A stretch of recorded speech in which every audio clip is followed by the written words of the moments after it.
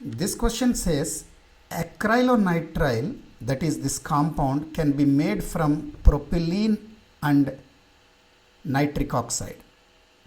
Calculate the mass of this compound formed from 420 kilograms of propylene and 300 kilograms of nitric oxide.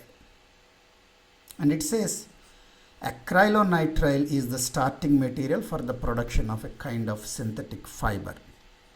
Now, how do we answer this question? Again, we cannot assume that propylene and nitric oxide taken in these quantities react completely with one another without any leftovers. So you have to first verify if these quantities are in the right proportion for them to completely combine with one another or not. How do we do that? First, we have to look at the ratio of their stoichiometric coefficients.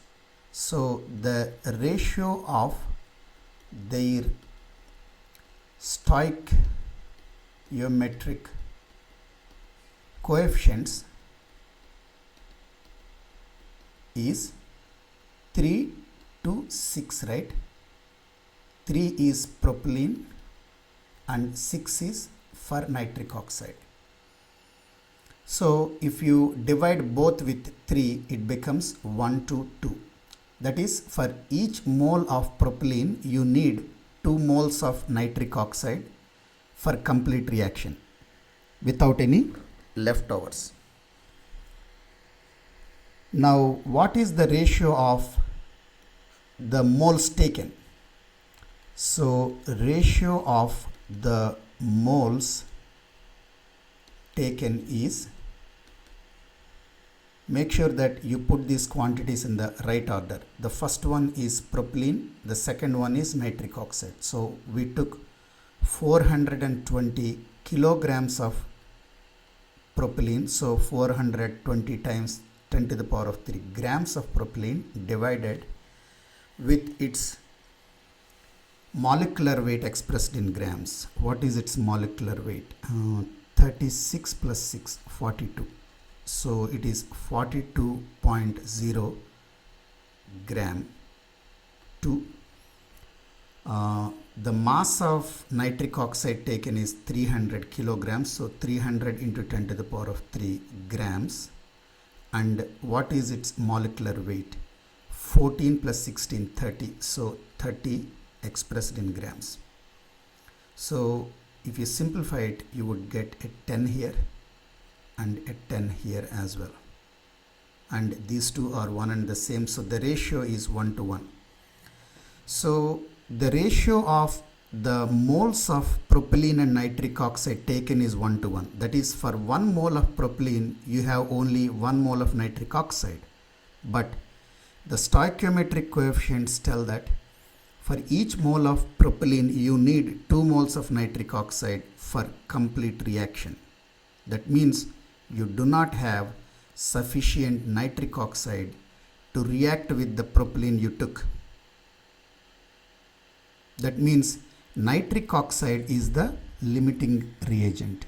So the limiting reagent is nitric oxide, because that is in shortage. We need 2 moles of nitric oxide for each mole of propylene, but we have only 1 mole of nitric oxide for each mole of propylene. So it is nitric oxide that determines the mass of acrylonitrile that can be formed, because that is the limiting reagent. So you have to use the relationship between the number of moles of nitric oxide and that of this compound to estimate the mass of acrylonitrile that can be formed.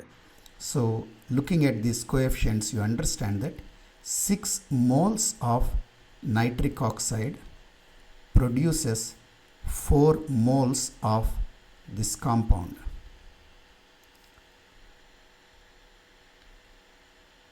Now, how many moles of nitric oxide do we have?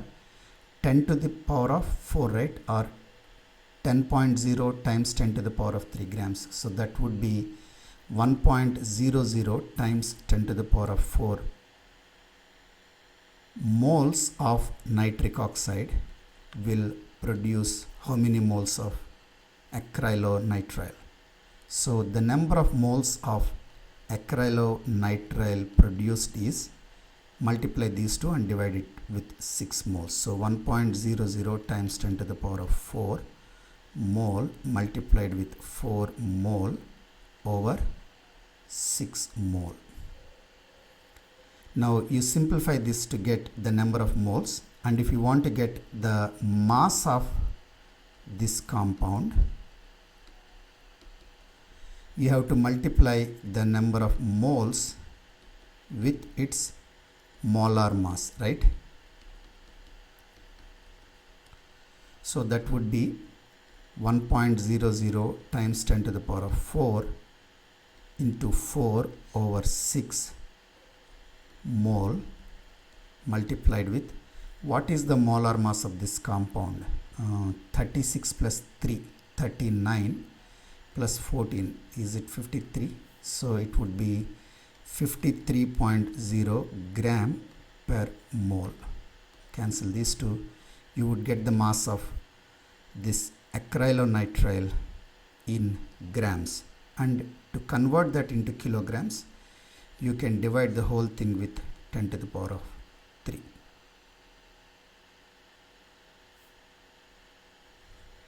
And what is the excess reagent in this reaction? Propylene, right? Limiting reagent is nitric oxide, excess reagent is C3H6. Now what do we have next?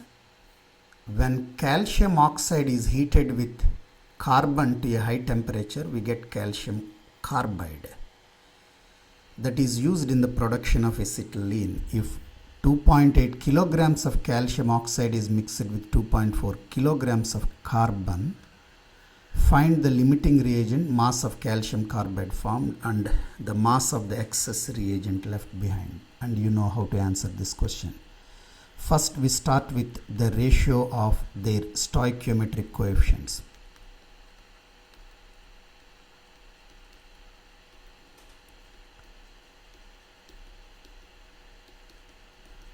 From the balanced chemical equation, we have a 1 here and 3 here. So first let us write the coefficient of calcium oxide, then the coefficient of carbon. So it would be 1 to 3.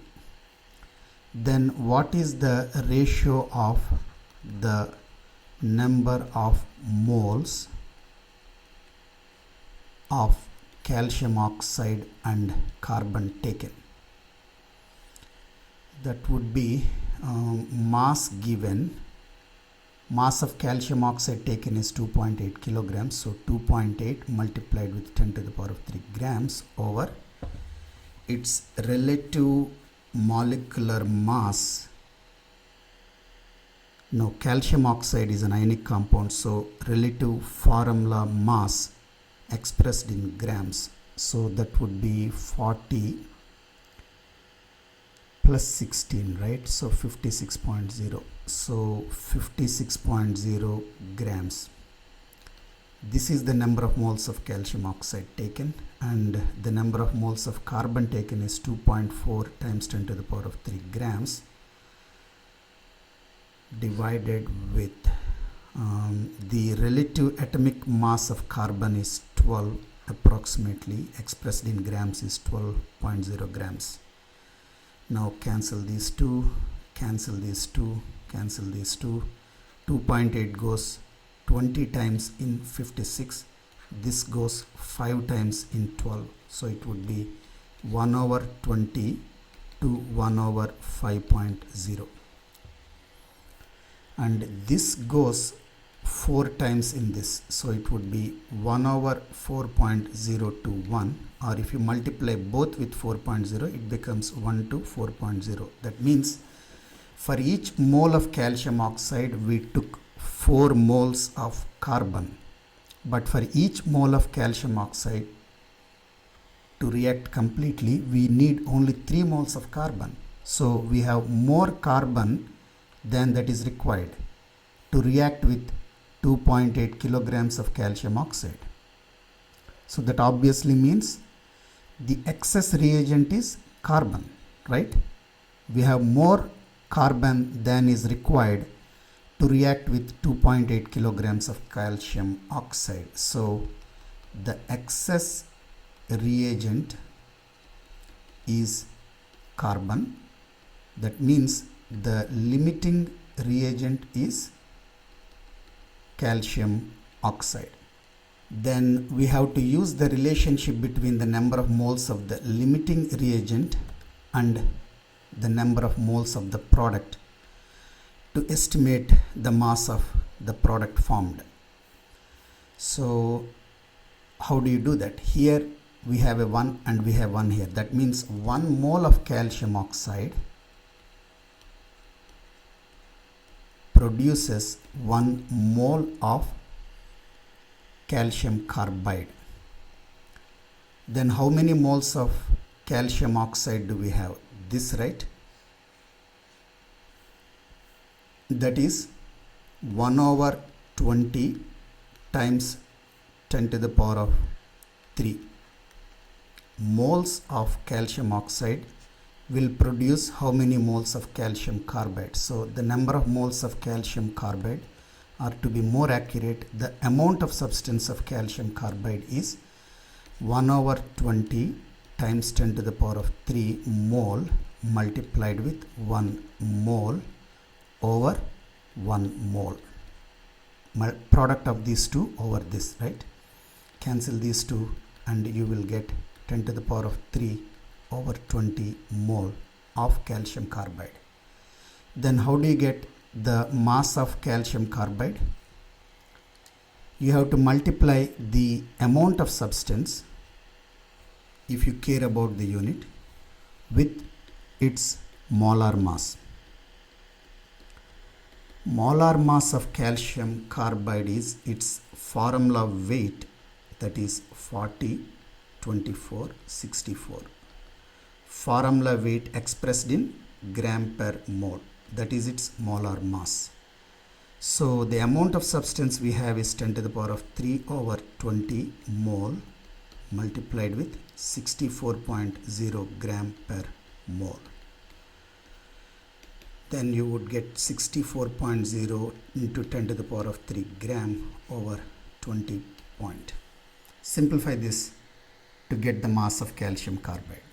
So we already identified what the limiting reagent is, calculated the mass of calcium carbide that would be formed, and I think you can answer the third part of this question yourself.